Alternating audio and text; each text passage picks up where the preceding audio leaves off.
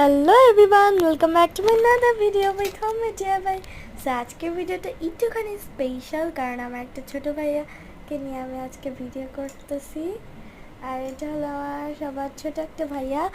আর তোমাদের যদি ভিডিওটা ভালো লাগে প্লিজ লাইক, সাবস্ক্রাইব, শেয়ার করো আমার ভাইয়াটার জন্য, প্লিজ প্লিজ প্লিজ, তাইলে আমি অনেক খুশি হব। আর আজকের ভিডিওটা এই পর্যন্তই হবে। আল্লাহ হাফেজ।